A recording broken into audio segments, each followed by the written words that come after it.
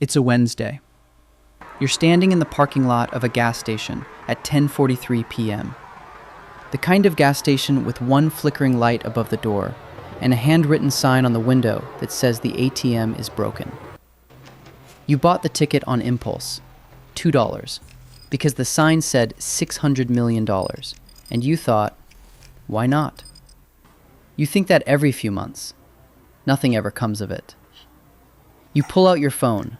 You type in the numbers one by one, your ticket numbers, the winning numbers from the news article someone shared in the family group chat 3 hours ago. And the numbers match. All of them. You read it again. Your hands are steady, which surprises you.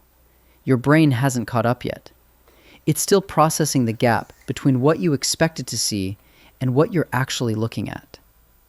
$600 million. Your $600 million. And here, right here, in this parking lot, under this flickering light, with the sound of traffic on the highway behind you, you make a decision.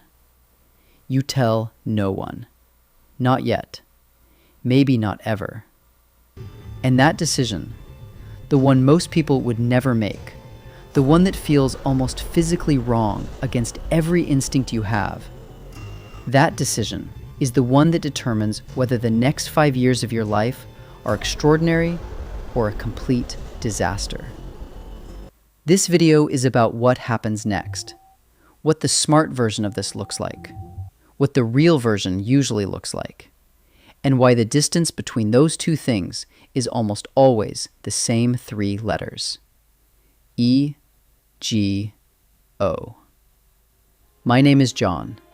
Stay with me, because if this ever happens to you, and it won't statistically, but if it does, this is the only video you need. Before we get to what you do with $600 million, we need to talk about what you do with the first 72 hours after you find out you have it. Because those 72 hours are the most dangerous of your entire financial life, and almost nobody treats them that way. The instinct, the almost overwhelming human instinct, is to tell someone. Your spouse, your best friend, your mom, the person you've been through everything with, who deserves to know, who you cannot imagine keeping this from. Here is why that instinct, in this specific moment, is the most expensive thing in the world. The moment one person knows, the information is no longer yours to control. Not because they're untrustworthy, because humans are not designed to hold information of this magnitude quietly. The news moves, and once it moves faster than you can manage it. The research on lottery winners is genuinely devastating. Studies tracking large jackpot winners found that within 18 months of their win becoming public, the majority experienced significant relationship damage, financial predation from people they knew, and psychological distress that they did not anticipate and were not prepared for. The winners who fared best had 2 things in common. They waited before claiming, and they told almost no one before they had a legal structure in place to receive the money. 72 hours. The ticket goes in a safe, or a fireproof box, or a bank safety deposit box. You go home. You sleep. You do not post anything. You do not hint at anything. You wake up the next morning with the same ordinary life you had yesterday. And you use those ordinary mornings to quietly build the structure that will make the rest of this survivable. Before you walk into the lottery office, before you sign a single document, before a single dollar touches your hands, you build a team. Not friends, not family members who are good with money, professionals who have legal fiduciary obligations to protect your interests and who have done this before. 3 people, in this order. First, a lottery attorney. Not your cousin who passed the bar, a specialist, someone who has handled lottery claims, who understands the specific legal protections available in your state, and who can advise you on whether to claim as an individual or through a legal entity, a trust, an LLC, in a way that gives you the maximum possible protection. In states that allow anonymous claims through a trust, this single decision, claiming through a legal entity rather than as an individual, may be the highest value hour of legal work in human history. It keeps your name off the public record. It keeps your address off the public record. It keeps the wolves at bay before they know there's anything to go after. Second, a CPA with experience in sudden wealth. Federal tax on lottery winnings at this level is 37%. State taxes vary. The lump sum option on a $600 million jackpot, after taxes, typically arrives somewhere between $200 and $240 million, depending on your state. You need someone who understands exactly what's coming and exactly how to minimize what doesn't have to go. Third, a fee-only financial advisor. Not someone who earns commissions on what they sell you. Someone who earns a flat fee for their advice, who is legally required to act in your interest rather than their own. This team costs money, real money by ordinary standards. But they will protect and preserve more than they cost by an order of magnitude. Building them before you claim is not optional. It is the single most important financial decision of the entire event. Everyone knows there are two ways to take lottery money: the annuity, paid out over 20 or 30 years, and the lump sum, everything at once, minus taxes. And almost everyone who wins takes the lump sum, because 300 years from now, when you're dead, what good is the last annuity payment? But here is what nobody explains correctly about this decision. The annuity is not actually the worse option for most people. It just feels worse. The annuity on a $600 million jackpot delivers roughly $20 million a year before taxes, approximately $13 to $14 million after, for 30 years. That is $390 to $420 million in total after-tax receipts. The lump sum delivers roughly $220 million after taxes, once. If you invest the lump sum wisely and generate consistent returns, you can absolutely outperform the annuity total. But here is the brutal reality of sudden wealth psychology that the math alone doesn't capture.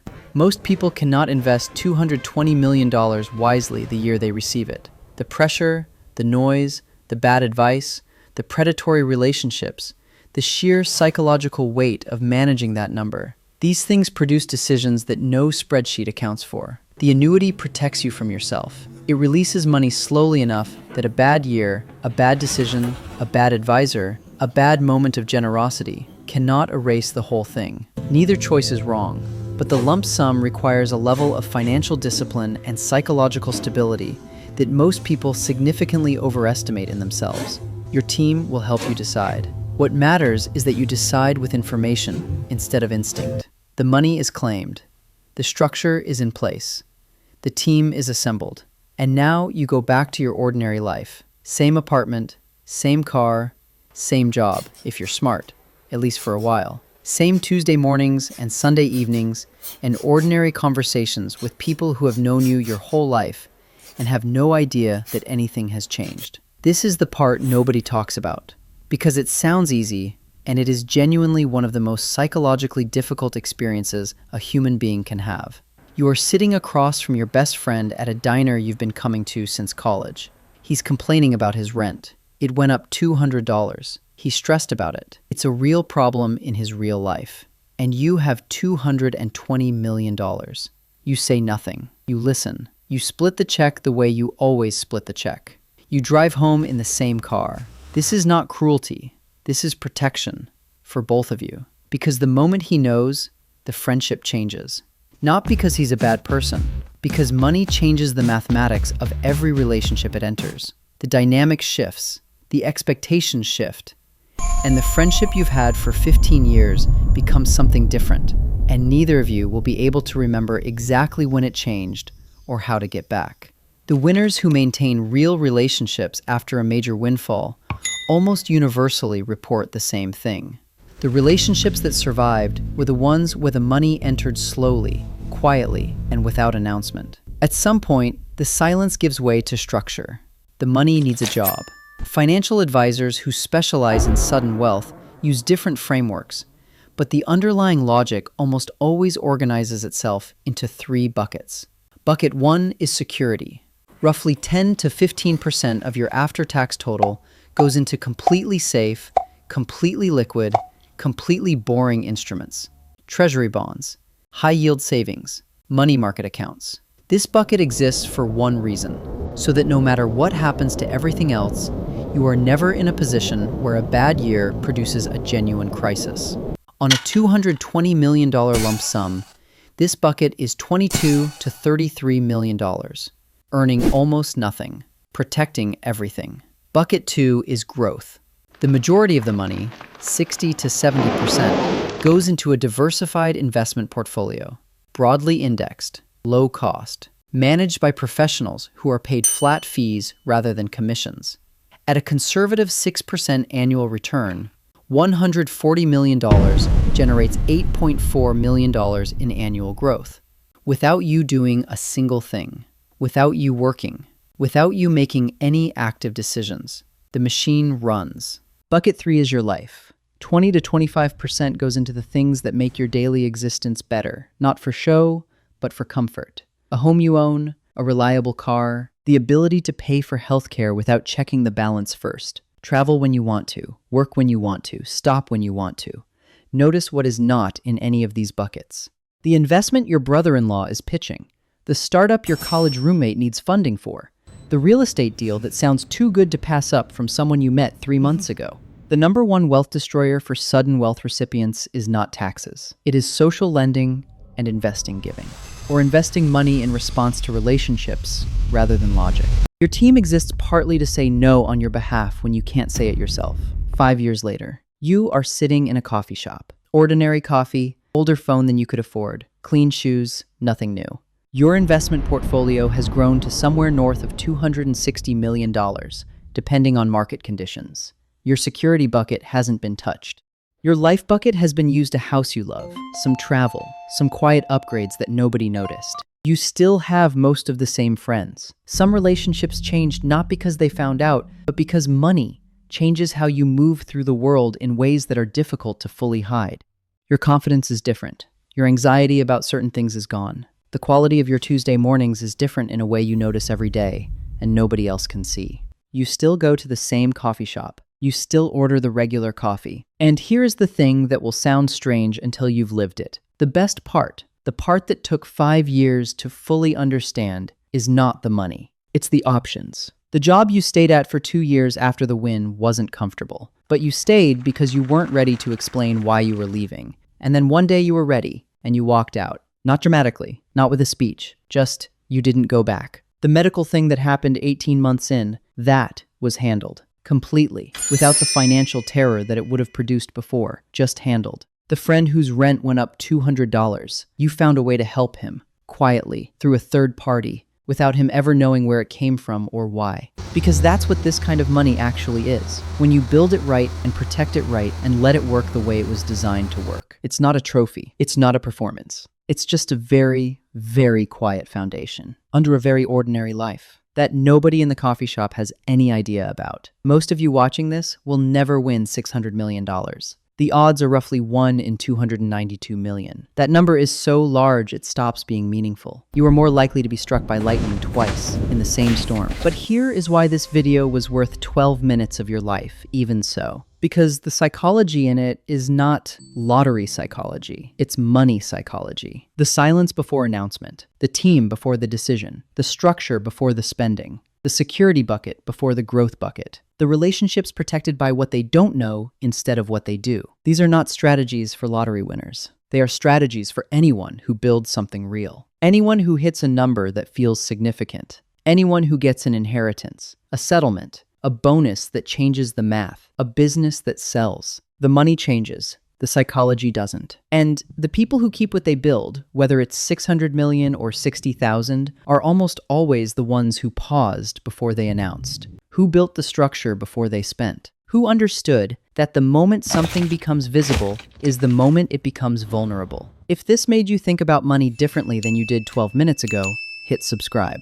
And drop a comment telling me what you would do first. The first thing, the real first thing, not the Instagram answer. Because I think most of you already know the right answer. You just needed someone to say it out loud.